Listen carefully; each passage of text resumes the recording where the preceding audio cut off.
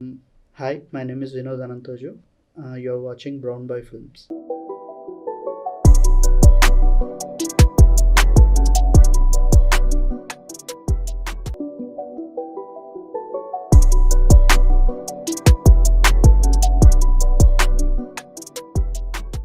మాది గుంటూరు అండి. అక్కడే పుట్టి అక్కడే పెరిగాను. చదువుకుంది కూడా మొత్తం గుంటూరులోనే ఇంజినీరింగ్ దాకా.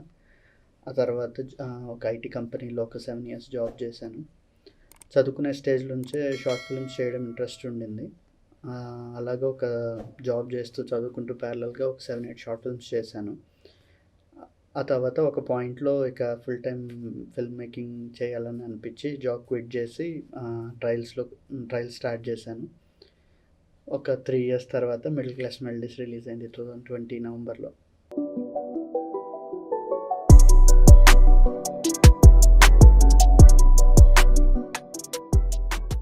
షార్ట్ ఫిల్మ్స్కి ఫీచర్ ఫిల్మ్స్కి ప్రాసెస్ సేమ్ ఉంటుందండి.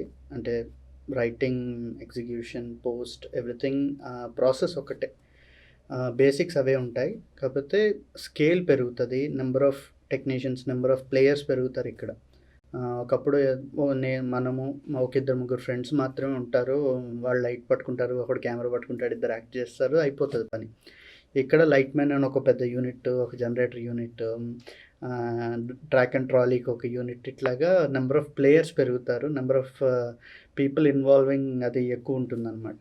సో మేనేజ్మెంట్ వైజ్ చాలా ఎక్కువ ఉంటుంది. బట్ క్రియేటివ్ సైడ్ బేసిక్స్ అవే ఉంటాయి. అవే షార్ట్ డివిజన్స్ ఉంటాయి, అవే కెమెరా యాంగిల్స్ అవి ఉంటాయి. Just technology wise and management side కొంచెం చాలా ఎక్కువ స్కేల్ పెరుగుతుంది అనమాట. సో అది హ్యాండిల్ చేయటం ఒకటే టఫ్ ఉంటుంది. మనం బేసిక్ స్ట్రాంగ్ ఉంటే అది చాలా ఈజీగానే అయిపోతుంది పని.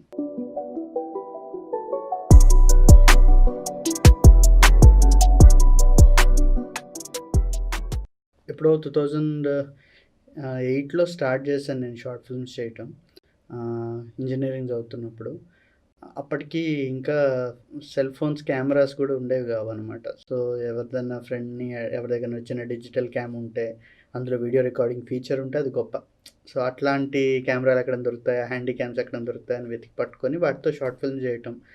అవి కూడా దొరకకపోతే చిన్న ఫోటో స్లైడ్స్ పెట్టి కింద వాయిస్ ఓవర్లు, మ్యూజిక్స్ పెట్టి ఒక షార్ట్ ఫిల్మ్లా చేయటం, ఇట్లా చేసేవాళ్ళం.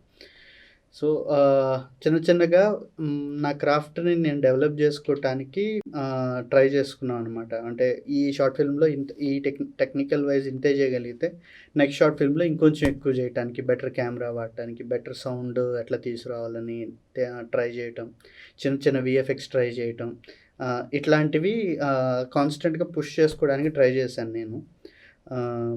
అది నాకు చాలా హెల్ప్ అయింది యాక్చువల్లీ. నేను ఇండస్ట్రీలోకి వచ్చే ముందు ఎవరి దగ్గర అసిస్ట్ చేయలేదు. నా ఫస్ట్ సినిమా డైరెక్ట్ చేసే ముందు అసిస్టెంట్ డైరెక్టర్గా కూడా వర్క్ చేయలేదు నేను. ఏం నేర్చుకున్నా అవన్నీ షార్ట్ ఫిల్మ్స్ ద్వారా నేర్చుకున్నవే. సో చాలా తప్పులు చేశాం షార్ట్ ఫిల్మ్ చేసేటప్పుడు. ఆ తప్పుల నుంచి నేర్చుకోవడానికి అవి చాలా హెల్ప్ అయినాయి అనమాట. అంటే ఒక కైండ్ ఆఫ్ ఇంక్యుబేటర్స్ అవన్నీ మనకి. ఆబ్వియస్లీ మనం ట్రయల్ స్టార్ట్ చేసినప్పుడు ఆ షార్ట్ ఫిల్మ్స్ మనకు వచ్చిన పోర్ట్ఫోలియోలా కూడా ఉపయోగపడతాయి అనమాట. ఇవి చేసాము, ఈ టైంలో ఇట్లా చేసామని చూపించుకోవడానికి బాగుంటుంది. సో ఆ రకంగా షార్ట్ ఫిల్మ్ చేయడం అనేది ఆబ్వియస్లీ 100% యూజ్ అయింది.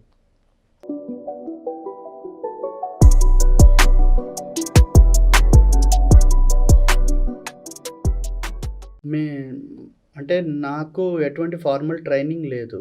అంటే ఫిల్మ్ మేకింగ్ కోర్సులు ఏం చేయలేదు. అంతా ఇంటర్నెట్లో చూసి నేర్చుకున్నవే.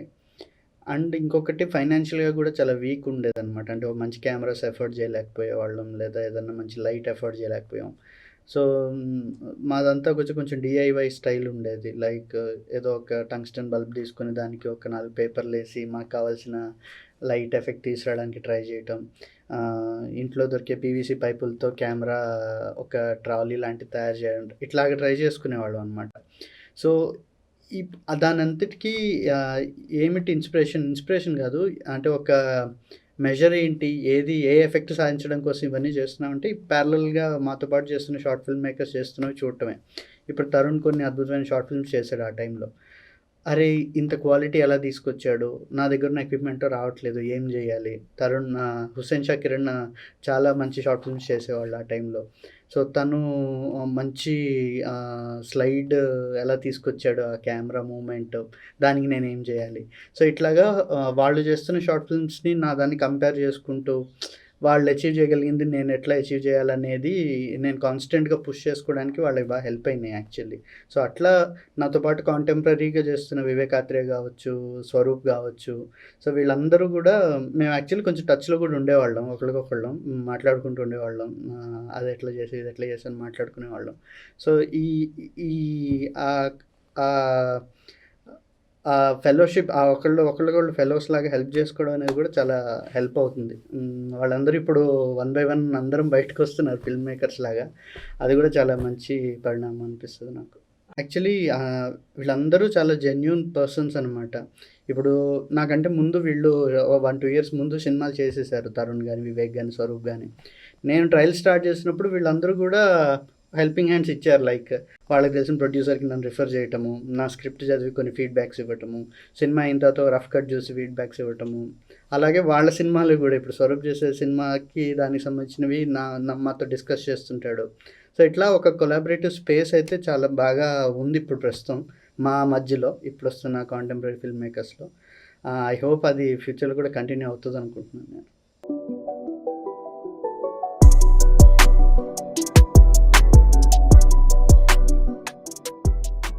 ఆహ్, మీరన్నట్టు బిగినింగ్‌లో నాకు కూడా ఒక 1, 2 ఇయర్స్ కన్‌ఫ్యూజన్ పీరియడ్ నడిచింది. రకరకాల కథల మీద జంప్ చేశాను. ఒకసారి ఒక నెల కొన్ని నెలలు దీని మీద వర్క్ చేస్తే, ఆ తర్వాత ఇది కాదు ఇంకోటి, ఆ తర్వాత అది కాదు ఇంకోటి. ఎవరన్నా ఒక ప్రొడ్యూసర్ రిజెక్ట్ చేయంగానే ఇది అసలు వర్కౌట్ అవ్వదని ఇంకొకటి. ఇట్లా చాలా జంప్ చేశాను అటు ఇటు. ఆ తర్వాత ఒక పాయింట్‌లో ఆగి ఆలోచించుకున్నాను. ఏం చేస్తున్నాను నేనని ఆలోచిస్తే, ఒకటి నాకు అర్థమైందేంటంటే, అప్పటిదాకా నేను వర్క్ చేస్తున్న స్టోరీస్ ఏవి కూడా నన్ను ఎక్సైట్ చేసాయి గానీ, they are not original to me అనమాట. అంటే నేను మాత్రమే చేయగలను, లేదా నేనైతే చాలా బాగా చేయగలను అన్నట్టేం లేవు. ఏవో థ్రిల్లర్స్ రాసాము, కొన్ని సీరియల్ కిల్లర్‌లవి రాసాము. ఇవన్నీ గూడా ఏంటంటే, వరల్డ్ సినిమాలో చాలా గొప్ప గొప్ప క్లాసిక్స్ లాంటివి చూసి, వాటిని చూసి ఇన్‌స్పైర్ అయ్యి అలాంటి సినిమా చేయాలనే ఒక దాని నుంచి తీసిన కథలవన్నీ. సో, దాంట్లో ఒరిజినాలిటీ ఫ్యాక్టర్ చాలా తక్కువ. ఎందుకంటే ఆహ్, ఎంతైనా వేరే వాటిని చూసి కొంత ఇన్‌స్పైర్ అయ్యి చేసినవి గదా అవి. సో, ఒక పాయింట్‌లో ఎవరన్నా కొంచెం రిజెక్ట్ చేయగానే, లేదా ఇది బాలేదని అనగానే మనకే సెల్ఫ్ డౌట్ స్టార్ట్ అయిపోయేది నాకే. సో, నేను గూడా అవునేమో ఇది బాలేదేమో అని జెప్పి కొంచెం డౌట్స్‌లో ఉండేవాడిని. సో, ఆ పీరియడ్ అందరికీ వస్తది నాకు తెలిసి. ఫస్ట్ ఏం జేయాలి, ఎట్లా జేయాలనే దగ్గర కన్‌ఫ్యూజన్ వస్తది. తర్వాత నేను రియలైజ్ అయిందేంటంటే, ఏదైనా సరే ఒక కథ మనం ఎంచుకున్నప్పుడు అందులో how much is original to us. మన ఒరిజినాలిటీ ఎంత ఎంత స్కోప్ ఉంది దాంట్లో చూపించడానికి అనేది వెతుక్కుంటే బెటర్ మనం. ఇప్పుడు మిడిల్ క్లాస్ మెలోడీస్ మేము తీసుకున్నప్పుడు, నాకు బాగా కాన్ఫిడెంట్‌గా అనిపించిందేంటంటే, నేను గాని, మా రైటర్ గాని ఇద్దరం middle class people. Middle class background నుంచి వచ్చాము. మేమేదైతే మా రియల్ లైఫ్‌లో చూస్తున్న మిడిల్ క్లాస్‌కి, మనం స్క్రీన్ మీద చూస్తున్న మిడిల్ క్లాస్‌కి ఇంత తేడా ఉంది. రియాలిటీ ఒకలా ఉంటే స్క్రీన్ మీద ఒకలా ఉంది. అక్కడ మాకు ఒక స్పేస్ కనపడింది. నిజంగా మేమేదైతే చూస్తున్నామో దాన్ని యాజ్ ఇట్ ఈస్‌గా చూపించగలిగితే, ఎక్కువ శాతం మిడిల్ క్లాస్ పీపుల్ ఉంటారు కాబట్టి వాళ్ళకి ఖచ్చితంగా రిలేట్ అవుతారు, కనెక్ట్ అవుతారు. అండ్ మనకంటూ ఒక డిస్టింక్ట్ మార్క్ ఏర్పరచుకోవడానికి ఇది మంచి స్పేస్ అని మాకనిపించిందనమాట. ఆహ్, ఎందుకంటే ఆ కథలో తీసుకున్న ఇన్సిడెంట్స్ గానీ, క్యారెక్టర్స్ గానీ ఇవన్నీ గూడా మేము మా పర్సనల్ లైఫ్‌లో చూసి అనుభవించినవి గాబట్టి, మేమైతే చాలా ఒరిజినల్‌గా, చాలా అథెంటిక్‌గా చూపించగలమని మాకనిపించింది. సో, అందుకని మేము దాని మీద పర్స్యూ చేయడం స్టార్ట్ చేసాం. మంచి కథ తయారు చేసుకున్నాము, బాగొచ్చిందనిపించింది. అప్పటికి చాలామంది రిజెక్ట్ చేశారు ఈ కథను గూడా. దీన్ని పట్టుకొని ఒక 2 సంవత్సరాలు తిరగాల్సొచ్చింది. ఒక 30, 40 మంది ప్రొడ్యూసర్ల దగ్గరికి. కానీ మాకు ఆ కాన్ఫిడెన్స్ పోలేదనమాట. ఎందుకంటే వి వర్ ష్యూర్ ఇది మేము అనుకుంటుంది కరెక్టే. మేమేదైతే ఒక ఫైనల్ ప్రొడక్ట్ చూస్తున్నామో అది కరెక్టే. అది బావుంటుందని మాకు నమ్మకం కుదిరింది. కాబట్టి ఎవరు ఎన్ని సార్లు ఇది బాలేదన్నా, లేదా ఇది వర్కౌట్ అవ్వట్లేదన్నా మాకు ఆ కాన్ఫిడెన్స్ పోలేదు. ఇంతకుముందైతే కన్‌ఫ్యూజన్‌లో పడిపోయేవాళ్ళం. ఎందుకంటే అవి ఆథెంటిక్ గాదు. అంటే మా నుంచి వచ్చింది గాదది. సో, మీరేదన్నా ఒక కథ తీసుకునేటప్పుడు మీరు మాత్రమే చెప్పగలిగే కథ లాంటిదేదైనా వెతుక్కుంటే మీరు ఎన్ని సంవత్సరాలైనా దానికోసం పోరాడగలుగుతారనమాట.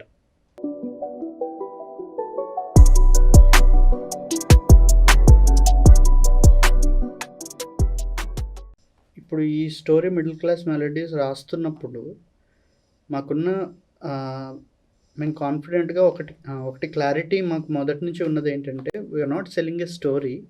We are selling a flavour actually. ఏదైతే ఒక గుంటూరు, ఆ పక్కనున్న పల్లెటూరులో ఉండే ఒక మిడిల్ క్లాస్ లైఫ్ స్టైల్ అనే ఒక ఫ్లేవర్‌ని మేము సెల్ చేద్దామని చూస్తున్నాం ఈ కథలో.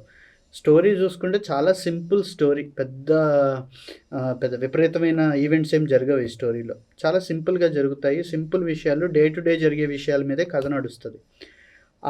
అక్కడ రిలేటబుల్ ఫ్యాక్టర్ ఏంటి? ఆ ఫ్లేవరే. మామూలు మనుషులు ఎలా ఉంటారు? ఎలా మాట్లాడుకుంటారు? ఎలాంటి పనులు చేస్తారు? ఎలాంటి బట్టలేసుకుంటారు? వాళ్ళ ఇళ్ళు ఎలా ఉంటాయి? ఇదే అక్కడ రిలేటబుల్ ఫ్యాక్టర్ అనమాట.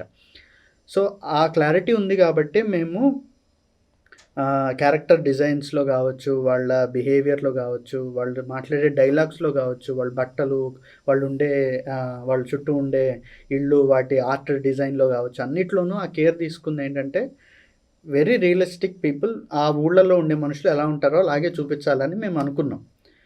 అందులోనే భాష కూడా వస్తదనమాట. అక్కడుండే అవి మేము పెరిగిన ప్రదేశాలు గాబట్టి మాకు ఇంకొంచెం అడ్వాంటేజ్ ఉందక్కడ. ఎలాంటి మాటలు మాట్లాడతారు అనేవి. అవి ఆన్ స్క్రీన్ కనపడవు గూడా గాబట్టి. సో, అది చాలా ఫ్రెష్ ఉంటది. At the same time relatable ఉంటదని మాకనిపించింది. అందుకని వెరీ పర్టిక్యులర్‌గా ఇన్‌ఫాక్ట్ నేను నేరేట్ చేసేటప్పటికి మాకు డైలాగ్ వెర్షన్ అంతా ఉంది. మేము చాలా తక్కువ ఇంప్రూవైజ్ చేసాం ఆన్ సెట్‌లో. ఆ డైలాగ్స్ అన్నీ ముందే రాసుకొని అవి చెప్పగలిగే యాక్టర్ల కోసం వెతికి వాళ్ళ ద్వారా అవి చెప్పించాం అంతే.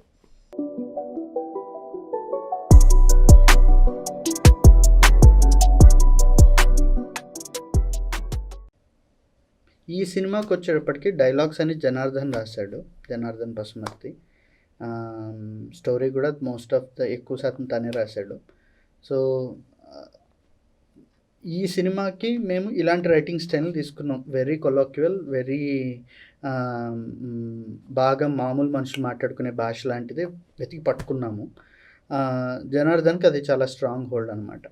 నా దగ్గరకొచ్చేప్పటికేంటంటే, నేనింకా ఏ సినిమాకి రాయలేదు కదా డైలాగ్స్. షార్ట్ ఫిల్మ్స్‌కి వాటికి రాసుకున్నాను.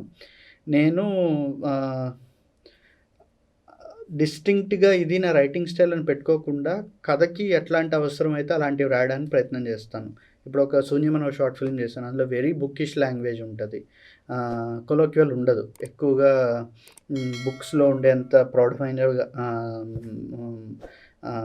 హెవీ వర్డ్స్ ఉండే డైలాగ్స్ ఉంటాయి. అది దానికి సెట్ అవుతాయి. అట్లా కాకుండా అంతకుముందు వేరే షార్ట్ ఫిల్మ్ ఒకటి చేశాను. 'రాహుల్ కాలింగ్' అని ఒక చిన్న షార్ట్ ఫిల్మ్ చేశాను. దాంట్లో ఒక ఇంట్లో ఒక తల్లి, కొడుకు మాట్లాడుకునే లాంటి మాటలుంటాయి. సో, కథకి ఎట్లాంటివైతే అట్లాంటివి రాయగలిగితేనే తను మంచి రైటర్ అవుతాడని నా ఫీలింగ్ ఎప్పుడైనా ఎవరైనా. లేకపోతే ఏంటంటే అవసరం లేకపోయినా కొన్ని హెవీ వర్డ్స్ వస్తాయి. కొన్ని ఫ్రేమ్డ్ సెంటెన్సెస్ వస్తాయి. సో, కథకి తగ్గట్టు ఉంచుకోగలిగితే అంత మౌల్డబుల్‌గా ఉంటే బెటర్ అని నా ఫీలింగ్. సినిమా రైటింగ్ అనేదాన్ని సెపరేట్‌గా అట్లా చూడకుండా general writing as a whole చూస్తాను.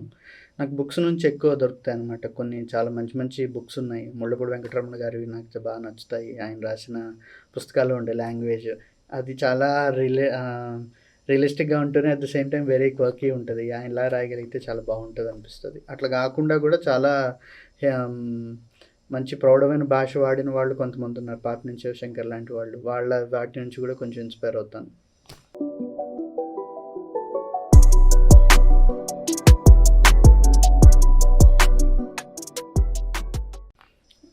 యాక్చువల్లీ అన్ని క్యారెక్టర్స్ ముందే అనుకున్నవే ఇవి. అంటే ఎట్లా అంటే ఇప్పుడు మా స్టార్టింగ్ పాయింట్ ఎలా జరిగిందంటే, ముందు టైటిల్ అనుకున్నాం యాక్చువల్లీ. స్టోరీ లేదు అప్పటికి. జనార్దన్ తను ఏదో వేరే కథ రాసుకున్నాడు. ఆ కథకి సంబంధించిన విషయం ఏదో చెప్తూ 'మిడిల్ క్లాస్ మెలోడీస్' అనే టైటిల్ అన్నాడు తను. అది నాకు చాలా బాగా నచ్చింది. ఇది మంచి టైటిల్ అవుతది. దీన్ని బేస్ చేసుకొని ఏదన్నా ఒక కథ బిల్డ్ చేద్దాము. ఎందుకంటే టైటిల్‌లోనే ఒక మంచి ఆల్మోస్ట్ చాలా ఇన్ఫర్మేషన్ చెప్తున్నాం. మిడిల్ క్లాస్‌కి సంబంధించిన మెలోడీస్ ఇవన్నీ అనేది. అంటే ఒక మిడిల్ క్లాస్ లైఫ్‌ని చూపించడానికి వీలుంటది ఈ కథలో అని అనిపించింది. సో, మిడిల్ క్లాస్ లైఫ్ అనేది చాలా వేగ్ టర్మ్ కదా! అంటే చాలా పెద్ద అంబ్రెల్లా టర్మ్ అది. ఒక్కడి కథ చెప్పాలని మేము ఎప్పుడు అనుకోలేదు. యాజ్ మెనీ యాజ్ పాసిబుల్ ఎన్ని షేడ్స్ కవర్ వీలైతే అన్ని షేడ్స్ కవర్ చేయాలి. మిడిల్ క్లాస్ లైఫ్‌లో ఉండే రకరకాల యాస్పెక్ట్స్‌ని కవర్ చేయాలి ఈ కథలో అని అనుకున్నాం. సో, దానికోసం ఏం చేశామంటే మొదటి నుంచి గూడా ఒక సింగిల్ పర్సన్‌ని వాడి థ్రెడ్‌ని పట్టుకొని ఎళ్ళకుండా వీలైనంత డైవర్స్‌గా ఎళ్ళాలని మొదటి నుంచి ఉంది ఐడియా. సో, అలా అప్పుడు వెతికాం. అంటే మా లైఫ్స్‌లో ఉన్న ఏమన్నా ఇంట్రెస్టింగ్ క్యారెక్టర్స్ ఉన్నాయా? మేము చూసిన ఏమన్నా ఇంట్రెస్టింగ్ ఇన్సిడెంట్స్ ఉన్నాయా? మంచి స్టోరీ ఎలిమెంట్స్ ఏమైనా దొరుకుతాయా అని ఆలోచిస్తూ చాలా మెటీరియల్ పూల్ చేశామనమాట. సగం వాడలేదు గూడా గ్యాదర్ చేసిన వాటిలో.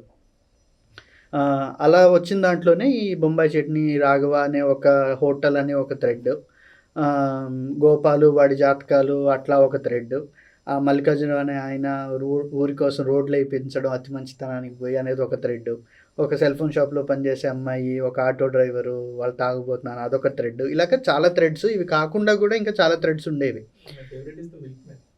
మిల్క్ మ్యాన్ అంజయ్య ఆయన థ్రెడ్. సో ఇట్లా చాలా థ్రెడ్స్ మేము తీసుకొచ్చాం. ఇవన్నీ కూడా మేము మాట్లాడుకుంటూ మా ఊళ్ళో మా గుంటూరులో మా సందు చివర ఒక అమ్మాయి ఉంటుందిరా. ఆ అమ్మాయి సెల్ ఫోన్ షాప్లో పనిచేస్తుంది. పాపం ఇల్లంతా పోషిస్తుంది కానీ వాళ్ళ నాన్న తాగుబోతాడు, బాగా ఇబ్బంది పెడుతుంటాడు. ఇట్లా నేను ఒకటి చెప్పాను. తను వాళ్ళ పల్లెటూరులో వాళ్ళ ఇంటి ఎదురు ఉన్న ఒక చిన్న టిఫిన్ సెంటర్, అందులో రాఘవరావు అని ఆయన బొంబాయి చట్నీ అని తను చెప్పాడు. సో ఇట్లా చాలా థ్రెడ్స్ తీసుకొచ్చాము. వాటిని వీలైనంత బాగా అల్లడానికి ప్రయత్నం చేసాం. కొన్ని కట్ చేసేయాల్సి వచ్చింది. ఈ రన్ టైమ్ మేనేజ్మెంట్ వల్ల కావచ్చు, లేదా ఎంతైనా ఒక ఓవరాల్ ఒక సింగిల్ ఫ్లో అనిపించాలి కదా, ఎటు పడితే అటు వెళ్ళినట్టు అనిపించకూడదు. సో అందువల్ల కొన్ని కట్ చేసేసాము. కొన్నిటిని కొంచెం లిబర్టీ తీసుకొని ఎక్స్ట్రా అల్లాము. కొన్నిటిని షార్ట్ చేసి సింపుల్ లైన్లకు వదిలేసాము. సో ఇట్లాగా మొత్తం అన్ని థ్రెడ్స్ని చేతిలో పెట్టుకొని వాటిని అల్లామన్నమాట. ముందు ఒకటి తీసుకొని దానికి తగ్గట్టు డెవలప్ చేయడం కాకుండా అన్నిటినీ రెడీ చేసుకొని తర్వాత అల్లడం మొదలుపెట్టామన్నమాట. సో కొన్ని ఇంకా ఎక్కువ చూపించాల్సింది ఉంది. మా దగ్గర చాలా మెటీరియల్ ఉండే. ఇప్పుడు ఒక ఇంట్లో రాఘవ వాళ్ళ పల్లెటూరు టిఫిన్ షాప్లో ఒక ఆయన పేపర్ చదువుతూ ఉంటాడు. ఆ పాల ఆయనకి హెల్ప్ చేస్తాడు కదా, ఆయనకు మంచి పెద్ద ఆర్క్ ఉంది ఆయనకి. ఆయన కొడుకులు అట్లా చాలా ఆర్క్ ఉండింది. కాకపోతే దాన్ని ఎక్కువ ఎక్స్ప్లోర్ చేసే స్పేస్ దొరకలేదు. ఇప్పుడు బ్యాలెన్స్ కూడా చాలా ఇంపార్టెంట్ కదా, మనం స్క్రీన్ ప్లే రాసుకునేటప్పుడు దేనికి ఎంత ఉంటుంది, ఆడియన్స్ దేని మీద ఎంత అటెన్షన్ పెట్టాలనేది మనం ముందే అనుకోవాలి. అనుకునే క్రమంలో కొన్ని కట్ చేసేసాం. ఇంకా అంతకంటే పెట్టడానికి కుదరలేదు.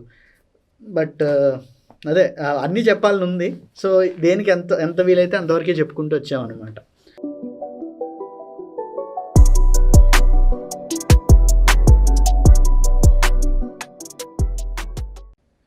సో ఈ సినిమాకి వచ్చేటప్పటికి ఆడిషన్ ప్రాసెస్ ఎట్లా ఉండిందంటే, అంటే ఒక విషయం ఫుల్ క్లారిటీ బిగినింగ్ నుంచి ఉన్నది ఏంటంటే, ఈ సినిమాకి ఎస్టాబ్లిష్డ్ ఫేసెస్ వర్క్ అవ్వవు, మొత్తం ఫ్రెష్ ఫేస్లే కావాలి. నాకు ఈ కథ మన పక్కింట్లో జరుగుతుంది అన్న ఫీలింగ్ కావాలి. సో అలాంటప్పుడు కానీ స్క్రీన్ మీద కనిపించే ఫేసెస్ కూడా వెరీ రెగ్యులర్ నార్మల్ పీపుల్, మన రోడ్డు మీద చూసే మనుషుల్లానే కనపడాలన్నమాట. మనం ఎస్టాబ్లిష్ ఫేసెస్కి వెళ్తే ఏంటంటే వాళ్ళకంటూ ఒక కైండ్ ఆఫ్ బ్యాగేజ్ ఉంటుంది. ఈయన ఇలాంటి క్యారెక్టర్లు చేస్తాడు అనే ఒక ఇంప్రెషన్ ఉంటుంది. అది వద్దు నాకు. సో అందువల్ల ఏం చేసాము, పైగా రియలిస్టిక్ ఫిల్మ్ కాబట్టి అద్భుతమైన యాక్టర్లు కావాలి. ఎక్కడన్నా ఆఫ్ నోట్స్ బలికితే పోతుంది, డిస్కనెక్ట్ వస్తుంది. అందుకోసం మంచి ఎక్స్పీరియన్స్ ఉన్న యాక్టర్స్ కావాలి, at the same time unknown ఉండాలి. ఇది చాలా ట్రిక్కీ అనమాట ఈ స్పేస్. సో మేము ఏం చేసామంటే థియేటర్ యాక్టర్లతో ట్రై చేద్దామని మాకు తెలిసిన థియేటర్ గ్రూప్స్ని అప్రోచ్ అవ్వడం స్టార్ట్ చేసాం. మెల్లమెల్లగా గుంటూరు, కృష్ణ, గోదావరి, ప్రకాశం జిల్లా ఇలా ఈ జిల్లాల్లో ఉన్న టౌన్స్లోకి, పల్లెటూరులోకి వెళ్ళాం. ఇప్పుడు తెనాలి వెళ్తే తెనాలి దగ్గర చుట్టుపక్కల ఉన్న పల్లెటూరులో ఉండే నాటకాల్లో వేసే వాళ్ళందరినీ అక్కడికి గ్యాదర్ చేసి వాళ్ళందరినీ ఆడిషన్స్ చేసాం. అంటే జనరల్ ఆడిషన్స్ చేసాం. వాళ్ళకి వచ్చినవి చేయమంటాం, లేదా మేము కొన్ని సీన్లు ఇచ్చి మీ ఇష్టం వచ్చినట్టు చేయండి అని అంటాం. ఇలా అవన్నీ రికార్డ్ చేసుకొని వచ్చాం. రికార్డ్ చేసుకొని మళ్ళీ హైదరాబాద్ వచ్చి చూసుకున్నాం వీళ్ళలో ఎవరెవరు ఏ క్యారెక్టర్స్కి బాగుంటారు అని కొంచెం సెలెక్ట్ చేసుకొని కొన్ని షార్ట్ లిస్ట్ చేసుకొని వాళ్ళందరినీ మళ్ళీ ఒక సెకండ్ రౌండ్ ఆడిషన్స్కి చేసాం వాళ్ళందరినీ. సో ఇప్పుడు మేము చూసింది ఏంటంటే, ఇప్పుడు థియేటర్ యాక్టర్స్ కదా వీళ్ళకి ఇయర్స్ ఆఫ్ ఎక్స్పీరియన్స్ థియేటర్ మీద ఉంటుంది, స్టేజ్ మీద. స్టేజ్ పర్ఫార్మెన్స్లో ఏంటంటే లాస్ట్ రోలో ఉన్న ఆడియన్స్కి కూడా వినపడాలని చెప్పి వాళ్ళు చాలా లౌడ్గా చేస్తారు, పెద్ద బాడీ లాంగ్వేజ్, చాలా లౌడ్ బాడీ లాంగ్వేజ్తో చేస్తారు. అది కెమెరా స్క్రీన్కి ఎక్కువ అవుతుంది. సో మౌల్డ్ అవ్వగలగాలి. తక్కువ చేయండి అంటే తక్కువ చేయగలగాలి, లేదు కొంచెం లౌడ్గా చేయండి అంటే చేయగలగాలి. అది చాలా తక్కువ మందికి ఉంటది ఆ ఎబిలిటీ. ఎందుకంటే వాళ్ళు ఇయర్స్ పాటు అది చేసి, చేసి వాళ్ళకి ఒంట్లో కలిసిపోయి ఉంటదనమాట. సో, దాన్ని తొందరగా వదులుకోలేరు. అంటే అది తొందరగా పోదది. సో, మేము ఏం చేసామంటే అట్లాగా మౌల్డ్ అవ్వగలిగే వాళ్ళందరినీ మళ్ళీ హ్యాండ్ పిక్ చేసుకొని, వాళ్ళందరి చేత మళ్ళీ ఒక రౌండ్ వర్క్‌షాప్స్ చేయించాము. క్యారెక్టర్స్ అర్థమయ్యేలా చెప్పటం, కెమెరాకి తగ్గట్టు యాక్ట్ చేయడం ఎలాగా అనేది కొంచెం అర్థమయ్యేలా చేయటం, ఇలాగా కొంచెం చిన్న వర్క్‌షాప్స్ చేసాం. సో, ఇదంతా కొంచెం లెబోరియస్ ప్రాసెస్ ఇది. కొంచెం పెద్దదే. ఒక 3 నెలలు పట్టింది మాకు ఇదంతా చేయడానికి. అలాగా ఒక్కొక్కళ్ళని హ్యాండ్ పిక్ చేసుకొని తెచ్చుకున్నాం ఈ యాక్టర్స్‌నందరిని. సో, నేను ఎవరన్నా ఫ్యూచర్‌లో ఫిల్మ్స్ చేయాలనుకునే వాళ్ళకి ఆహ్, కొంచెం కష్టమైనా సరే ఈ ప్రాసెస్ చేయమని చెప్తాను. కారణం ఏంటంటే, ఫ్రెష్ యాక్టర్స్ ఒక కైండ్ ఆఫ్ సర్ప్రైజ్ తీసుకొస్తారనమాట. ఎందుకంటే ఇప్పుడు బాగా ఎస్టాబ్లిష్ అయిన నోన్ యాక్టర్ ఒకళ్ళు ఉన్నారనుకోండి, వాళ్ళు స్క్రీన్ మీద కనపడంగానే ఆడియన్స్‌కి వాళ్ళ వెయిటేజ్ ముందే తెలిసిపోద్ది. సడెన్‌గా మామూలుగా వెళ్తున్న సినిమాలో ఒక చిన్న క్యారెక్టర్‌కి 'ప్రకాష్ రాజ్' కనపడ్డారనుకోండి, అర్థమైపోద్ది. ఓహో! He is an important character. లేకపోతే 'ప్రకాష్ రాజ్' ఉండరు ఈ క్యారెక్టర్‌లో. ఓహ్! ఈయన్ని తర్వాత ఎక్కడో కనపడతాడు ఈయన, లేదా తర్వాత ఏదో ట్విస్ట్ ఉంటది దీని మీద అనే ఒక చిన్న సర్ప్రైజ్ ఎలిమెంట్ పోతది. అది తెలియని యాక్టర్స్ అనుకోండి, మనల్ని ఫాలో అవ్వడం తప్ప ఆడియన్స్ ఇంకోటేం చేయలేరు. మనల్ని దాటి ముందుకెళ్ళలేరు. కథ ఎట్లా ఎళ్తే దాన్ని ఫాలో అవుతారనమాట. సో, అదొక అడ్వాంటేజ్ ఉంటది. సో, కొంచెం దాన్ని దృష్టిలో పెట్టుకొని, కొంచెం కష్టమైనా సరే ఇట్లాంటి ఫ్రెష్ యాక్టర్స్‌ని వెతికి పట్టుకోగలిగితే చాలా హెల్ప్ అవుతదని నా ఫీలింగ్ అనమాట. అండ్ తర్వాత వచ్చేసి ఫిల్మ్ మేకర్స్‌కి గూడా చాలా ఆప్షన్స్ దొరుకుతాయి. ఇప్పుడు కొంచెం క్రంచ్ ఉంది. క్యారెక్టర్ ఆర్టిస్టులు చాలా తక్కువ మంది అయిపోయారు ఇప్పుడున్న దాంట్లో. సో, ఇంకొంతమంది వస్తే ఇంకా చాలా బావుంటదని నా ఫీలింగ్.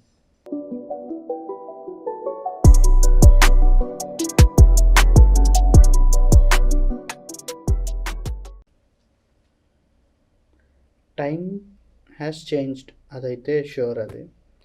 మీరన్నట్టు ఆడియన్స్ ఇప్పుడు వరల్డ్ సినిమాకి ఇంతకుముందు ఎప్పుడూ లేనంతగా ఎక్స్‌పోజ్ అయ్యున్నారు. ఓటీటీ వల్లే మోస్ట్‌లీ. మనం ఇక్కడ కూర్చొని మలయాళం సినిమాలు చూస్తున్నాము, కొరియన్ సినిమాలు చూస్తున్నాము. మనకు అర్థం కాని భాషల సినిమాలు ఏమిటేమిటో చూస్తున్నాం. సో, ఇదంతా కూడా ఆడియన్స్‌కి ఒక ఎక్స్‌పోజర్ చాలా పెంచిందది. అది ఇండస్ట్రీ మీద కూడా మనకు కనపడుతుంది. అంటే బయట వాళ్ళకి తెలుస్తదో లేదో నాకు తెలీదు గానీ, మేము ఇండస్ట్రీలో తిరుగుతున్నప్పుడు ఒక సిగ్నిఫికెంట్ చేంజ్ అయితే ఉంది. ఇంతకు ముందులా కాదు. ఇప్పుడు కొత్త కథలు కోసం ఇండస్ట్రీ చాలా అగ్రెసివ్‌గా వెతుకుతోంది. కొత్త కైండ్ ఆఫ్ కథలు, కొత్త ట్రీట్మెంట్స్ కోసం వెతుకుతోంది. అవే సినిమాల్ని అదే ఫార్మాట్‌లో ఇంకొన్ని సంవత్సరాలు చేస్తే ఆడియన్స్ ఇప్పటికే చాలా వరకు రిజెక్ట్ చేస్తున్నారు. తర్వాత అది ఇంకా పెరుగుతదని నేను అనుకుంటున్నాను. సో, అది ఇండస్ట్రీ ఐడెంటిఫై చేసిందది. చాలామంది ప్రొడ్యూసర్స్, యాక్టర్స్ అది ఐడెంటిఫై చేసి వాళ్ళ దగ్గరకొచ్చే కథల్లో ఆ ఫ్రెష్ ఫ్యాక్టర్ ఏముందని వెతుకుతున్నారు వాళ్ళు. దానికోసం యాక్టివ్‌గా చూస్తున్నారు.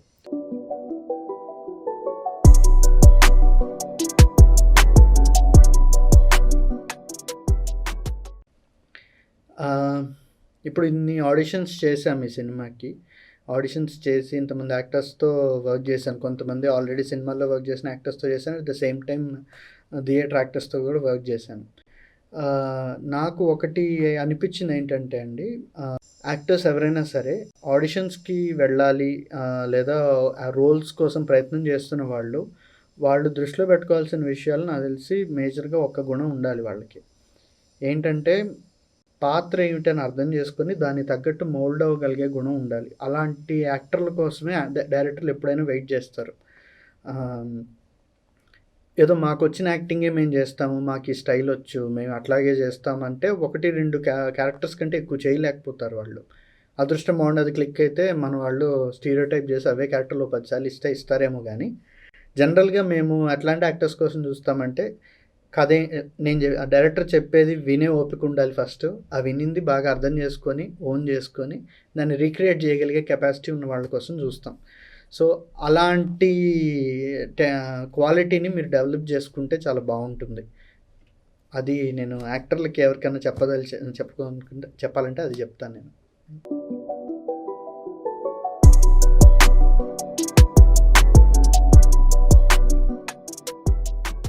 లేదు, ఇది బిగినింగ్‌లో సింక్ సౌండ్ అనుకొని దిగాం మేము. ప్రీ ప్రొడక్షన్ చేసే టైంలో ఇది సింక్ సౌండ్ చేద్దామని అనుకున్నాం. మాకొచ్చిన మేజర్ ప్రాబ్లమ్ ఏంటంటే లొకేషన్స్. మీరు గమనిస్తే చాలా వరకు సీన్‌లు రోడ్ల మీద ఉన్నాయి మావి. ఇప్పుడు ఇది ఎట్లా ఉంటదంటే ఒక కాలిక్యులేటెడ్ డెసిషన్ అండి, అంతే ఏం లేదు. సింగ్ సౌండ్ చేస్తే మీరన్నట్టు ఇంత పర్సెంటేజ్ ఆఫ్ ఆహ్, మోర్ ఆథెంటిక్ ఫీల్ వస్తది. ఇంత పర్సెంటేజ్. దానివల్ల ఆహ్, కొన్ని ఎక్స్‌ట్రా కేర్ తీసుకోవాల్సినవి ఉంటాయి. లైక్ లొకేషన్ మేనేజ్‌మెంట్ కావచ్చు, ఇన్‌ఫాక్ట్ వాళ్ళేసుకునే కాస్ట్యూమ్స్, యాక్టర్స్‌కిచ్చే వర్క్‌షాప్స్, ట్రైనింగ్స్ కావచ్చు. సో, ఇట్లాంటివి కొన్ని ఎక్స్‌ట్రాలు తీసుకోవాల్సొస్తది. సో, మేము కాలిక్యులేటెడ్ డెసిషన్ కొంచెం తీసుకున్నామనమాట. దీనికి ఇంత ఫ్లేవర్ వస్తుంది, ఇంత పర్సెంటేజ్. దానివల్ల మేము తీసుకోవాల్సిన కాంప్రమైజ్‌లు ఏమున్నాయి? మేము చేసే రియల్ లొకేషన్స్‌లో సింక్ సౌండ్ చేయాలంటే ఓ particular number of man power ఉండి, ఇంత ఫ్లెక్సిబిలిటీ ఉంటే మేము అది చేయొచ్చని మాకు క్లారిటీ ఉంది. అది మాకు అంత మ్యాన్ పవర్ లేకపోయింది. ఉన్న బడ్జెట్ రీజన్స్ వల్ల కావచ్చు, దానివల్ల కావచ్చు. అక్కడ మ్యాన్ పవర్ లేదు. దానివల్ల ఏంటంటే మేము కొంచెం షార్ట్స్, సీన్స్ మార్చుకోవాల్సిన అవసరం పడుతుంది. అప్పుడు మళ్ళీ అదొక కాలిక్యులేటెడ్ డెసిషనే. ఈ షాట్‌ని ఈ లొకేషన్‌లో తీస్తే వచ్చే ఆథెంటిసిటీకి, సింగ్ సౌండ్ చేసే ఆథెంటిసిటీకి ఏది ఇంపార్టెన్స్ అని చూసుకున్నాం. సో, ఇట్లాగా చాలా ఫ్యాక్టర్స్‌ని కాలిక్యులేట్ చేసుకొని చూసి, పర్వాలేదు ఈ మాత్రం తగ్గితే పర్లేదు. ఈ లొకేషన్ చాలా ఇంపార్టెంట్ మాకు. ఇప్పుడు గుంటూరు వెజిటబుల్ మార్కెట్ లోపల షూట్ చేసాం మేము. అది మేము లొకేషన్ కంట్రోల్ అసలు చేయలేని పని. నిజంగా గుంటూరు రోడ్ల మీద లాస్ట్‌లో ఆ చేస్ గాని, ఆ గొడవ గాని, ఆళ్ళు కొట్టుకునేది గాని షూట్ చేసాం. అది గుంటూరు సెంటర్‌లో, అది కొంచెం ప్రామినెంట్ సెంటర్. గుంటూరు ఎవరికైనా తెలిస్తే అది అర్థమవుతది. సో, అలాంటి లొకేషన్స్‌లో మేము షూట్ చేసినప్పుడే మాకు గుంటూరు ఫ్లేవర్ వస్తది. బట్ అక్కడ నేను సింగ్ సౌండ్ పెట్టుకుంటే అది కొంచెం కష్టమవుతదనమాట. నాకు ఇంకా చాలా ఎక్కువ మ్యాన్ పవర్ కావాలి, ఎక్కువ టైం కావాల్సొస్తది. అందుకని సరే అది వదిలేద్దాం, ఇది పెట్టుకుందామని అట్లా తీసుకున్నాం. బట్ మా సౌండ్ డిజైనర్ నాగార్జున ఎంత బాగా సౌండ్ డిజైన్ చేశారంటే, చాలామంది నన్ను అడిగారు, సింగ్ సౌండ్ చేశారా అని అడిగారు. ఎందుకంటే ఆ ఇళ్లల్లో ఉన్నప్పుడు ఆ చిన్న చిన్న రివర్బ్స్ గానీ, లేకపోతే ఆ బ్యాక్‌గ్రౌండ్‌లో వచ్చే నాయిస్‌లన్నిటిని బాగా మిక్స్ చేశారు తను. సో, తను ఆల్మోస్ట్ అది మ్యాచ్ చేయగలిగినప్పుడు తనని అడిగాను గూడా, సింక్ వద్దనుకుంటున్నాము, ఇది మనం ఎంతవరకు తీసుకురావచ్చు అంటే, నేను సింక్ కాకపోయినా 90% తీసుకొస్తానని చెప్పాడు. సో, ఆ కాన్ఫిడెన్స్ మీద అట్లా వెళ్ళాం మేము. బట్ హ్యావింగ్ సెడ్ దట్ ఇప్పటికీ కొంచెం ఆ ఫ్లెక్సిబిలిటీస్ గానీ, ఆ లిబర్టీ గానీ నాకుంటే నేను సింగ్ చేయడానికే ఇష్టపడతాను నెక్స్ట్‌ది.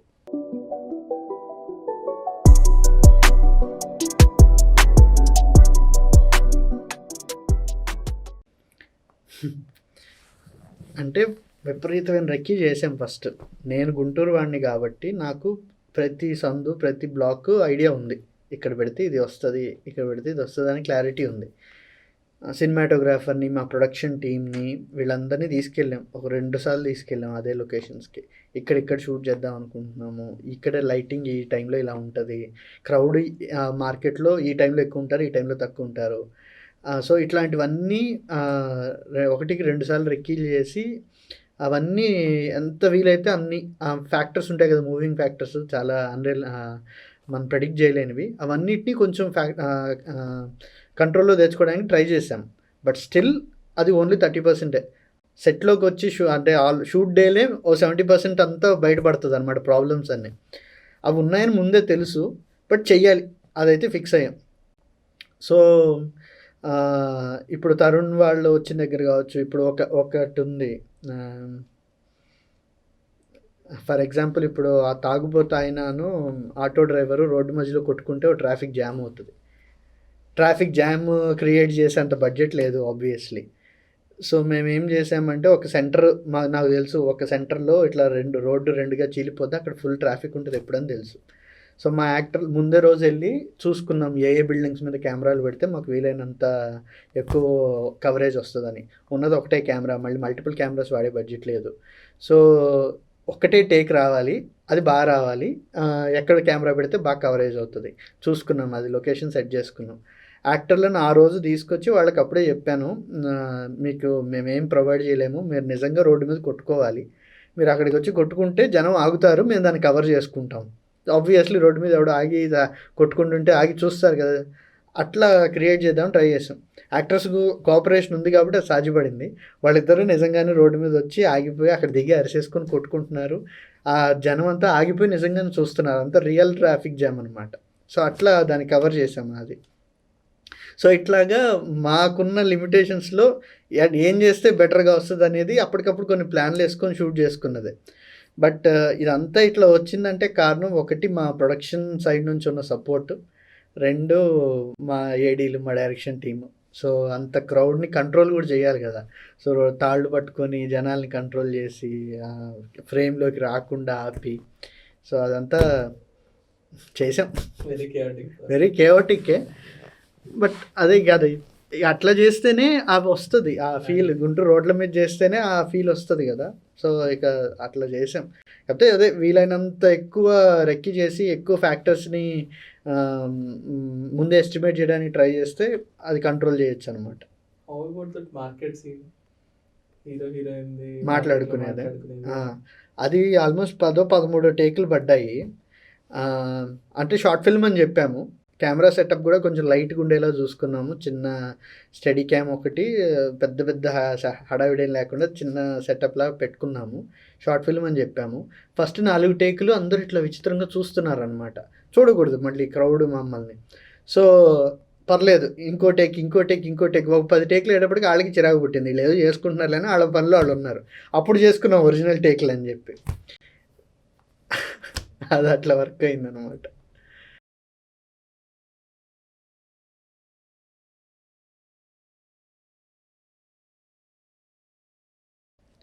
నేనేం కొత్తగా చెప్పలేదండి. నేను ఒకటే నేరేషన్ ప్రిపేర్ అయ్యాను. 2½ అవర్స్ ఇస్తాను. అందరి దగ్గరికి ఏదో రికార్డ్ ప్లే బటన్ నొక్కినట్టు అదే చెప్తాను నేను. ఎక్కడ ఇంత కూడా మార్చేది లేదు. నేను వెళ్ళిన ప్రొడ్యూసర్స్ అందరిలో కూడా ఎక్కువ శాతం మందికి కథ నచ్చేది. వినడానికి బాగుంది, బాగా చెప్తున్నావు, నీట్గా వస్తుందని అనిపిస్తుంది. కథ అయితే నచ్చేది. వాళ్ళకి కాన్ఫిడెన్స్ రానిదల్లా బిజినెస్ సైడ్ అనమాట. ఎందుకంటే ఒక సింగిల్ ప్రొటాగనిస్ట్లా లేదు, హీరోయిక్ మూమెంట్స్ లేవు, రెగ్యులర్గా ఉండే ఏ ఎలిమెంట్స్ దీంట్లో లేవు, చాలా తక్కువ ఉన్నాయి. పైగా నేను అందరూ ఫ్రెష్ ఫేసెస్ అంటున్నాను. ఇది ఎట్లా వర్క్ అవుతుంది, రికవర్ అవుతుందా లేదా, ఈ ఫ్యాక్టర్స్ వల్ల వెనక్కి వెళ్ళేవాళ్ళు అందరూ. కథ బాగానే ఉందనేవాళ్ళు. భవ్య క్రియేషన్స్ వాళ్ళ దగ్గరకు వచ్చేప్పటికి ఏమైందంటే వీళ్ళకి కథ నచ్చింది. మిగతా ప్రొడ్యూసర్స్తో పోలిస్తే వీళ్ళు కొంచెం రిస్క్ చేయడానికి సిద్ధంగా ఉంటారనమాట. కథ నచ్చింది కదా, సరే చేద్దాం చూద్దాం పట్టు అని. అట్ ద సేమ్ టైం నేను తరుణ్ ద్వారా ఆనంద్ దగ్గరికి వెళ్ళాను. అప్పటికి ఆనంద్ దొరసాని షూటింగ్ జరుగుతుంది, ఇంకా రిలీజ్ కూడా కాలేదు. ఎట్లా చేస్తున్నాడంటే సిన్సియర్గా చేస్తున్నాడు, కొంచెం యాక్టింగ్ అంటే ఇంట్రెస్ట్ ఉంది, బాగా చేస్తున్నాడు అని చెప్తే నేను తన దగ్గరికి వెళ్ళి తనకు కథ చెప్పాను. తనకి బాగా నచ్చింది. తను కూడా హోంవర్క్ చేయడానికి, వర్క్షాప్స్ చేయడానికి కూడా ఇంట్రెస్ట్ చూపించాడు. సో అట్లాగా యాక్టర్ అండ్ ప్రొడక్షన్ హౌస్ ఇద్దరికి నచ్చేటప్పటికి కొంచెం ఈజీ అయింది ప్రాసెస్ స్టార్ట్ చేయటం.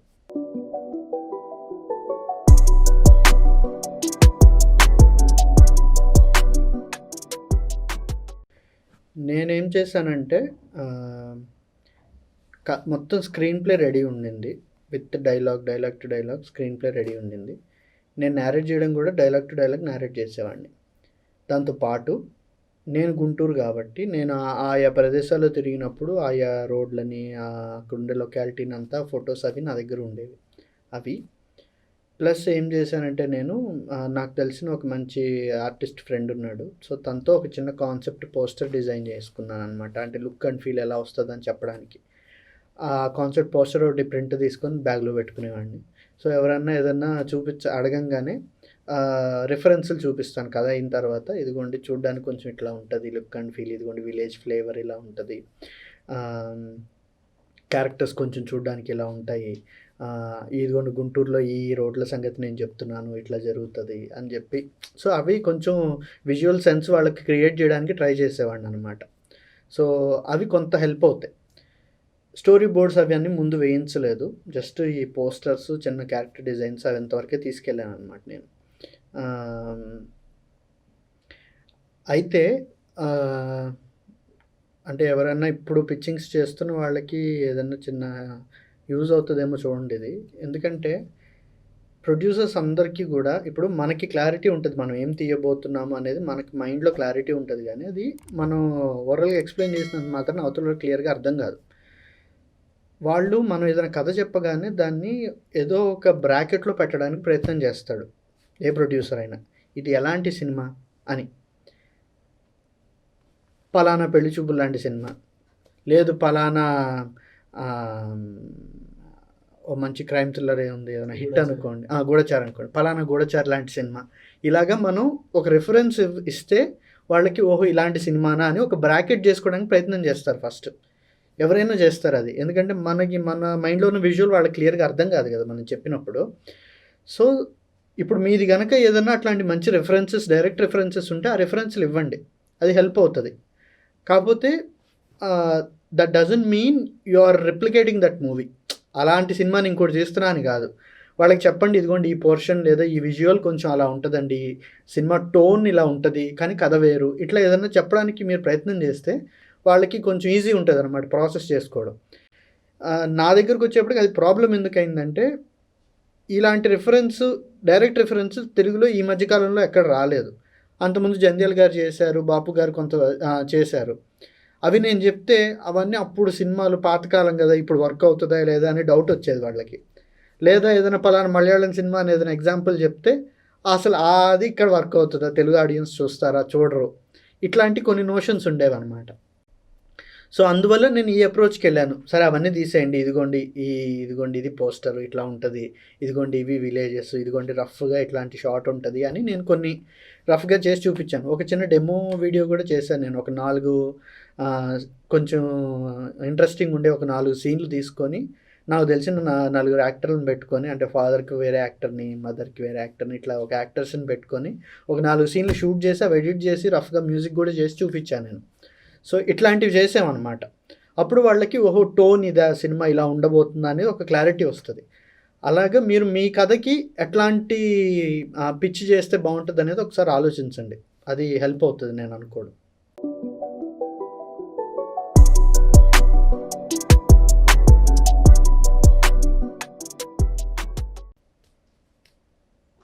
పెద్ద క్వశ్చన్ ఇది. ఫస్ట్ థింగ్ విజువల్ సెన్స్ ఉండాలి బేసికల్లీ. అంటే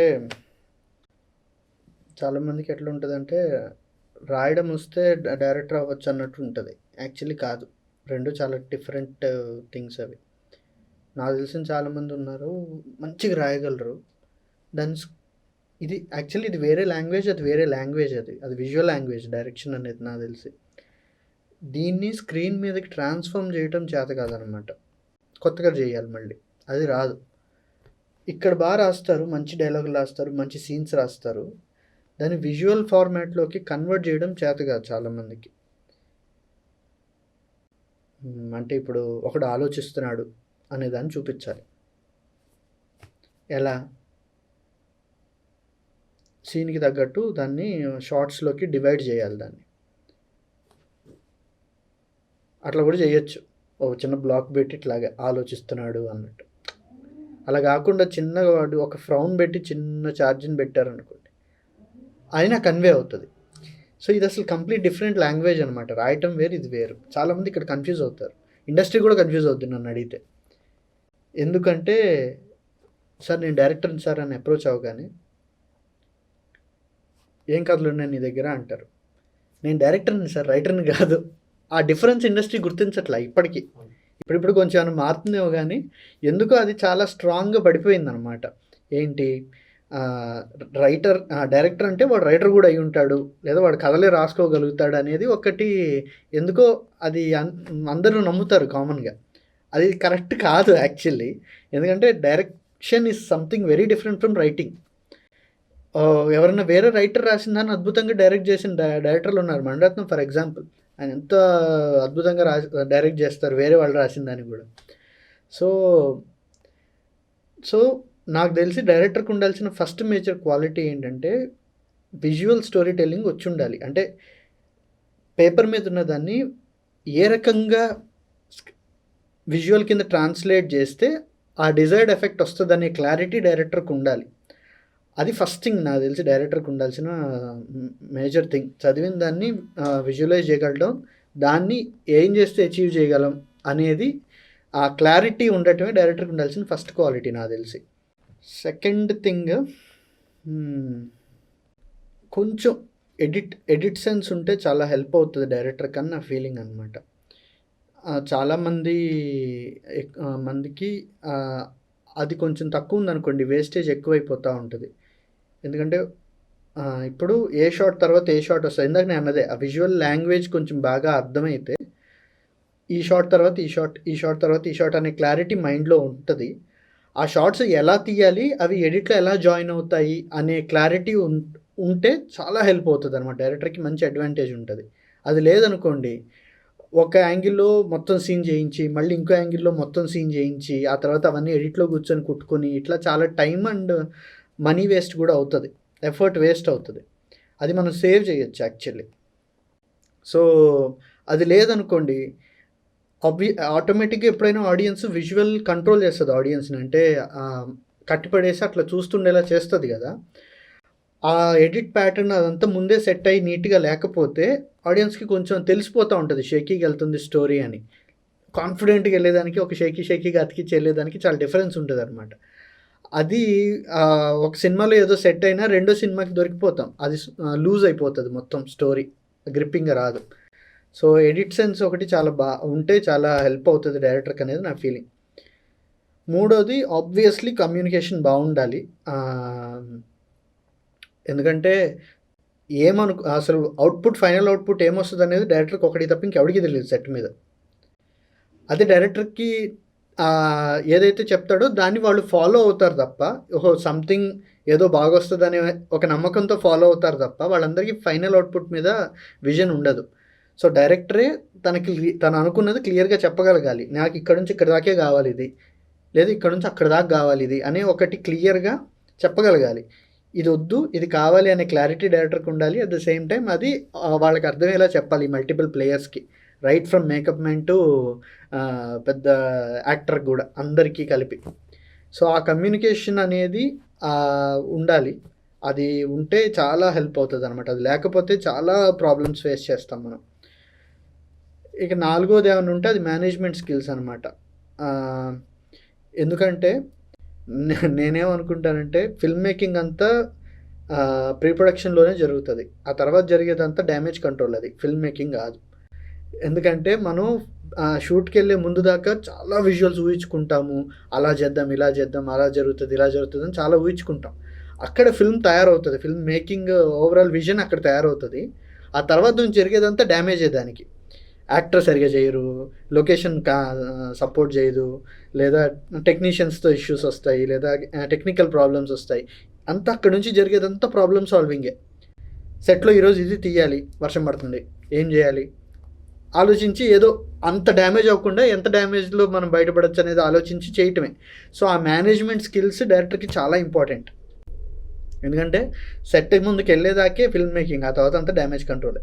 సో, అది దృష్టిలో పెట్టుకొని ఆ ప్రాబ్లమ్స్‌కి ఓపెన్‌గా ఉండి వాటిని ఎలా సాల్వ్ చేయాలి అనే ఒక అవుట్‌లుక్‌తో బయటికెళ్తే సెట్‌లోకెళ్తే చాలా వరకు సేవ్ అవుతాం మనం. ఇవి నాకు తెలిసి ఉండాల్సిన మేజర్ క్వాలిటీస్. అండ్ ఇంకా కొన్ని ఉన్నాయి. అవి పర్సన్‌కి మారతాయి. కొంచెం మొండితనం ఉండాలి, కొంచెం పట్టుదల ఉండాలి. అందరూ బాలేదన్నా సరే మనం దాని మీద నిలబడగలిగే కాన్ఫిడెన్స్ ఉండాలి. ఇట్లాంటివి ఉంటాయి. బట్ కొంతమందికి అవి బై ఇన్‌స్టింక్ట్ వచ్చేస్తాయి. కొంతమంది అవి నేర్చుకోవాల్సొస్తది.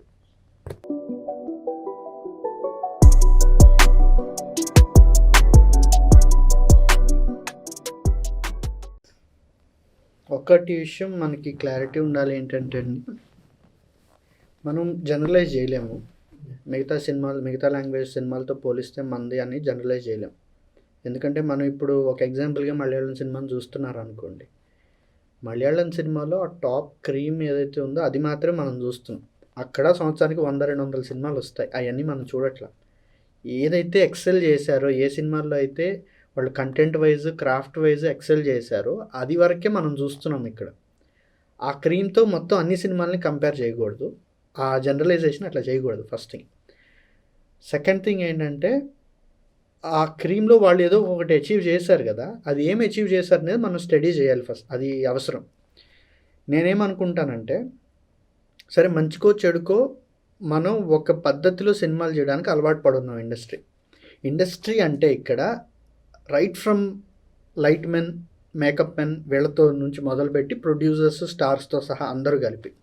ఎందుకు అట్లా చెప్తున్నానంటే, ఇప్పుడు చూడండి నా సినిమాలో మేకప్ మెన్ ఉన్నారు. హీరోయిన్ మదర్ మేకప్ పొద్దున్నే సెట్‌కొచ్చేటప్పటికి షూట్ స్టార్ట్ అయ్యే టైంకి అందరూ మేకప్ వేసి రెడీ ఉండాలి. నేను మొత్తం షార్ట్ డివిజన్ అంతా అందరికి ఎక్స్‌ప్లెయిన్ చేసి ఇటొచ్చి చూసేటప్పటికి యాక్టర్ రెడీ ఉంటారు. ఇంత మేకప్ ఏసుకొని ఉంటారు. "ఏంటయ్యా ఇంత మేకప్ ఏసావు? ఇది మామూలు ఇంట్లో ఉండే సీన్ గదా!" అంటే, "అంత తక్కువ ఏసానండి" అంటాడు. ఆ తక్కువ లెవెల్ ఏంటి? తను రెగ్యులర్‌గా మన సినిమాల్లో, తెలుగు సినిమాల్లో వేసే లెవెల్‌కి ఏసాడనమాట. బట్ నా సినిమా స్టైల్ అది గాదు. నా సినిమాలో ఏంటి? నిజంగా ఇళ్లల్లో జిడ్డు మొహాలేసుకుంటే జిడ్డే గావాలి నాకు. కానీ ఆ మేకప్ మ్యాన్‌కి అది అలవాటు లేదు. ఇలా ఎక్కడ చేయరు గదా! ఎందుకంటే తను ఇప్పటిదాకా 2, 300 సినిమాలకు పనిచేస్తే 2, 300 సినిమాలకి ఇలాగే చేశారు తను. సో, తనకి ఎక్స్‌ప్లెయిన్ చేయాల్సొచ్చింది. ఇప్పటిదాకా పెళ్లి సీన్ అనంగానే ఆర్ట్ డైరెక్టర్‌కి గాని ఎవరికన్నా ఇదిగో అబ్బా! రేపు పెళ్లి సీన్ షూట్ చేస్తున్నాం అనంగానే ఓ మండపం, డెకరేషను, 100 కుర్చీలు, 100 మంది జూనియర్ ఆర్టిస్టులు అవసరం లేదు. ఇప్పుడు మనం చెప్పాలి. అంటే ఇంతకుముందు అలా చేశారేమో, లేదబ్బా! నా నా పెళ్లి సీన్ అయినా నా బ్లాక్ ఇది మాత్రమే. ఇంతవరకు చేయండి చాలు అనే క్లారిటీ డైరెక్టర్ ఇవ్వగలిగితే వాళ్ళు బడ్జెట్ కట్ చేసుకుంటారు. సేవ్ చేసి ఇంతవరకే సెట్ చేస్తారనమాట. సో, ఈ పద్ధతి ఇప్పుడు స్టార్ట్ అవుతుంది కాబట్టి ఇప్పుడిప్పుడు అలవాటవుతుంది. ఇట్లాంటివి సంవత్సరానికో 10 సినిమాలు, సంవత్సరానికో 20 సినిమాలు ఫ్రీక్వెన్సీ వస్తుందనుకోండి. Like it happened in Malayalam cinema. మనకు కూడా ఆ ఫ్రీక్వెన్సీ పెరిగే కొద్దీ మన టెక్నీషియన్స్, మన వర్కర్స్, మన యాక్టర్స్ అందరికీ కూడా దానికి ట్యూన్ అవుతారు. అలవాటవుతారనమాట. సో, వాళ్ళకి అప్పుడు మనకి greater number of good films craft wise, content wise వస్తాయి. సో, అది జరగాలి యాక్చువల్లీ. జరుగుతది ఇంకొన్ని రోజుల్లో నేను అనుకోవడం.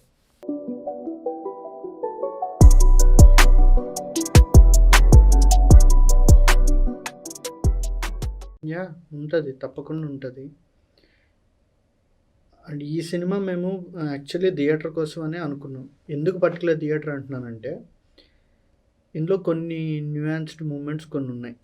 అవి మనం ఫోన్‌లో చూస్తున్నప్పుడు, లేదా బస్సులో ఏలాడుతూ ఫోన్‌లో చూస్తున్నప్పుడో, లేదా ఇంట్లో పెట్టుకొని చూస్తున్నప్పుడో, మహా అయితే ఓ చిన్న స్మైల్ అని వస్తదేమో. అంతకంటే ఎక్కువ రాదు. కానీ థియేటర్‌లో అది మల్టిప్లై అవుతది. ఇప్పుడు 100 పీపుల్ ఒక దగ్గర కూర్చొని లాక్డ్ రూమ్‌లో కూర్చొని చూస్తున్నప్పుడు అనేది మంచి స్ప్రెడ్ అవుతది. క్రౌడ్ వ్యూయింగ్‌లో చాలా పెరుగుతదనమాట. అలాంటి వాటి మీద కొన్ని డిపెండ్ అయ్యి కొన్ని చిన్న మూమెంట్స్ రాసుకున్నాం.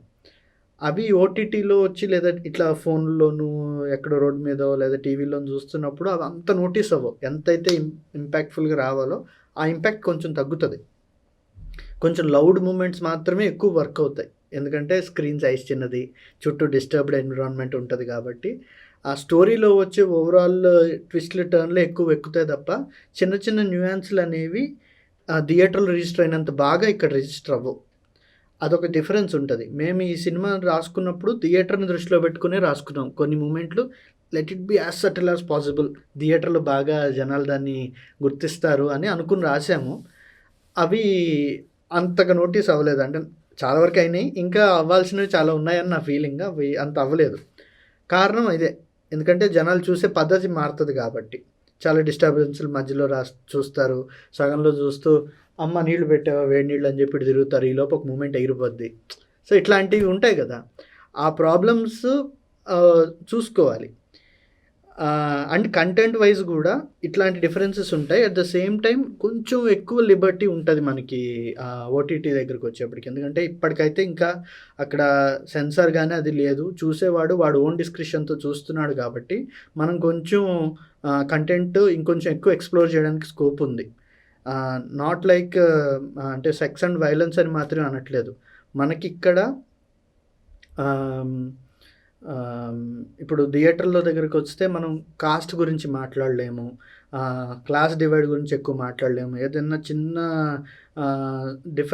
ఒక సోషియో పొలిటికల్ సబ్జెక్ట్ మీద ఏదైనా చిన్న బోల్డ్ స్టేట్మెంట్ చేద్దామంటే దానికి చాలా అడ్డంకులొస్తాయి. ప్రొడ్యూసర్స్ నుంచి, సెన్సార్ బోర్డ్ నుంచి ఇట్లాగా. అలాంటివి కూడా మనం ఓటీటీలో కవర్ చేసుకునే అవకాశం ఉంది. Not only sex and violence. So, content wise కూడా కొంచెం ఎక్కువ లిబర్టీ ఉంటది ఓటీటీలో.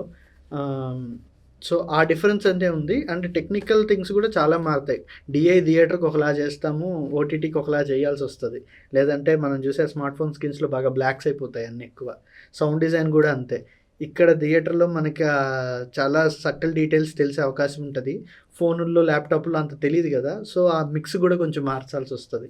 సో, ఇట్లాంటివి టెక్నికల్ అండ్ కంటెంట్ వైజ్ కూడా చాలా డిఫరెన్సెస్ ఉన్నాయి. వాటికి అవన్నీ ముందే మనం కథ రాసుకునేటప్పుడే మనం దేనికి తీస్తున్నామన్న క్లారిటీ ఉంటే ఆ డిఫరెన్సెస్ని మనం ఫుల్లెస్ట్ అడ్వాంటేజ్కి వాడుకోవడానికి అవకాశం ఉంటుంది.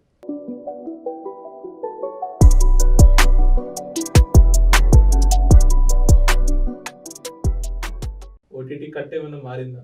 లేదు, కట్ అయితే సేమ్. మేమేం చేసామంటే డబ్బింగ్ చెప్పేటప్పుడు థియేటర్కి అన్నట్టే డబ్బింగ్ చెప్పాము. నేనేమనుకున్నా అంటే సెన్సార్కి వెళ్ళే ముందు కొన్ని అక్కడక్కడ బూతులు ఉన్నాయి సినిమాలో, వాటిని ఉంచేద్దాము, చూద్దాము, ఒక్కసారి ఆ ఫ్లేవర్లో వెళ్ళిపోతాయి. ఇప్పుడు ముడ్డి అనే వర్డ్ ఉంది, అది యాక్చువల్లీ అయితే సెన్సార్ అవుతుంది. కానీ ఇది ఫ్లేవర్లో కలిసి ఉంది కదా, అంటే సామెతల్లో కలిసి ఉంది, ఫ్లేవర్లో కలిసి ఉంది కాబట్టి వదిలేస్తారేమో అనే చిన్న హోప్ ఉంది. లేదా మనం ఆర్గ్యూ చేసి లేదా డిబేట్ చేసి వాళ్ళని ఒప్పించవచ్చు అనే హోప్ ఉంది. సో మేమేం చేసామంటే డబ్బింగ్ చేసేటప్పుడు బూతులన్నీ యాజ్ ఇట్ ఈస్గా అలానే ఉంచి, చిన్న చిన్న తిట్లు బూతులన్నీ ఉంచి వాటికి ఆల్టర్నేట్స్ కూడా డబ్బింగ్ చెప్పాం. సెన్సార్ వాళ్ళకి చూపించేది ఆ బూతులతోనే చూపించాం. వాళ్ళు సర్ప్రైజింగ్లీ వాళ్ళు చాలా వరకు వదిలేశారు. నిజమే, ఇవి పల్లెటూరులో ఇలాగే మాట్లాడతారు కదా, తప్పేం లేదు కానివ్వండి అని చెప్పి చాలా వరకు వదిలేశారు. 1-2 మాత్రం కట్లు చెప్పారనమాట. సరే సెన్సార్ ఆ కట్లు ఓకే చేశాను, అంతవరకు మ్యూట్లు అయినాయి. రేపు టీవీలో వచ్చేవి కొన్ని మ్యూట్లు అయిపోతాయి అనమాట టీవీలో టెలికాస్ట్ అయినప్పుడు. సో అంతవరకు ఓకే యాక్సెప్ట్ చేసి అంతవరకు మ్యూట్ చేసాం. కానీ తర్వాత ఓటీటీ అని డిసిషన్ వచ్చినప్పుడు ఇంకా అవి చేయాల్సిన అవసరం పడలేదన్నమాట. సో యాజ్ ఇట్ ఈస్గా అలానే వచ్చింది బయట.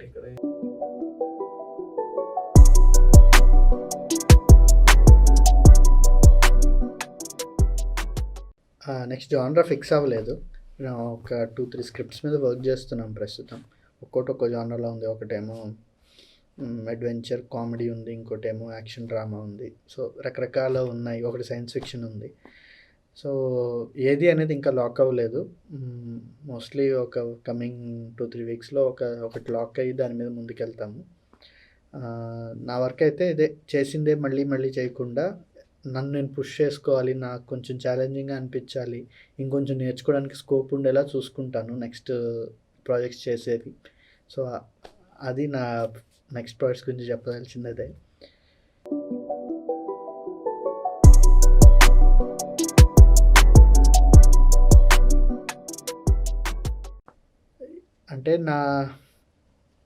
నేను నెక్స్ట్ ఇప్పుడు ట్రయల్స్లో ఉన్న వాళ్ళకి లేదా ఇప్పుడు సినిమాలు చేస్తున్న వాళ్ళకి నేను ఏదో సలహాలు ఇచ్చేంత పెద్దవాడిని కాదు, కానీ నాకు అనిపించింది అంటే ఈ ఎక్స్పీరియన్స్లో నేను నేర్చుకుంది చెప్పగలను.